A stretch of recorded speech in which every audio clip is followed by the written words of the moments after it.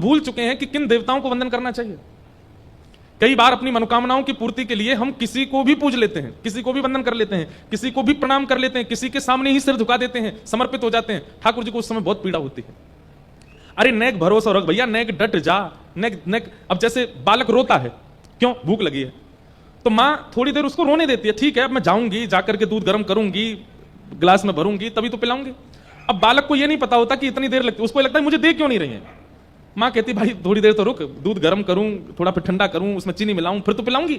लेकिन बालक अबोध होता है, वो रोता है, कई बार चीजें फेंकता है, मुझे दूध चाहिए, अभी ला के दो।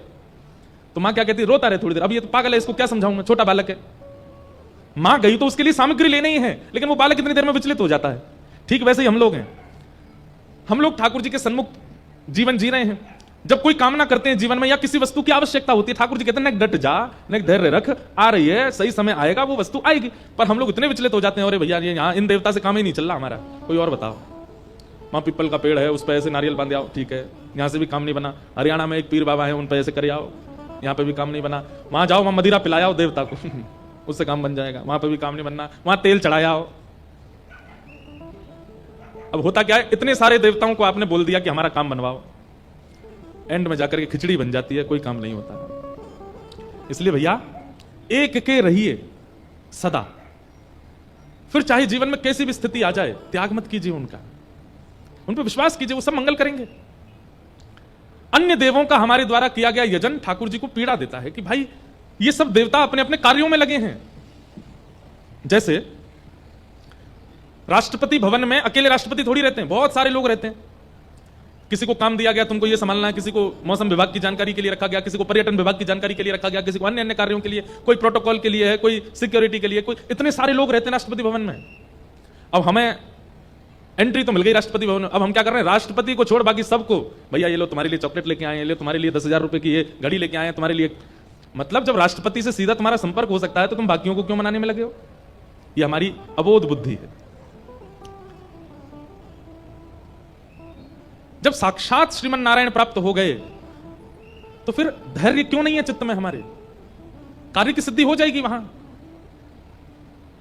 उन पे विश्वास कीजिए, उन पे भरोसा कीजिए और थोड़ा पेशेंस कीजिए, थोड़ा धैर्य रखिए, सब मंगल होगा।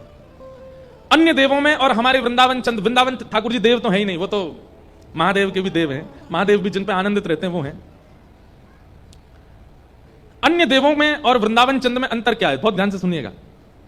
अन्य देव, हम किसी को बड़ा छोटा नहीं बोल रहे हैं, लेकिन हम एक बात बता रहे हैं जो कि मूल समझने की बात है। कई लोगों को हो सकता है हमारी बात अच्छी नहीं लगे, पर जो फैक्ट है वो कह रहे हैं। अन्य देव आप वस्तु मांगेंगे आपको दे देंगे, ना समय का विचार करेंगे, ना स्थिति का विचार करेंगे, ना परिस्थिति का विचार करेंगे, आपने मांगा और उन्होंने दिया। लेकिन वृंदावन चंद आप मांगोगे, वो कहेंगे अभी नहीं, जब सही समय होगा तब मिलेगा, जब योग्यता होगी तब मिलेगी। जैसे छोटा बालक घर के बाहर के व्यक्ति से कहे मुझे चिप्स दिला दो, बाहर वाला व्यक्ति आजा बेटा चल मेरे साथ ले चिप्स ले। लेकिन अपने माता पिता से कहे हमें दिला दो, नहीं, पहले तुम्हारा मंडे को टेस्ट है, उसमें इतने मार्क्स ला के दिखाओ तब देंगे। तो बालक कहता है फिर पक्का दोगे? बोले हाँ देंगे। फिर वो पढ़ाई करता है, अध्ययन करता है, सब कुछ करता है, सब कुछ कर आकर के फिर उसको वो उपहार दिया जाता है। और उसमें भी कई माताएं इतनी चतुर होती हैं कि वो बाहर की चीज दिलाती नहीं, वो आलू लेके घर में ही बना देती हैं ताकि स्वस्थ रहे। चाहिए तो चिप्स ही ना घर की खा ले।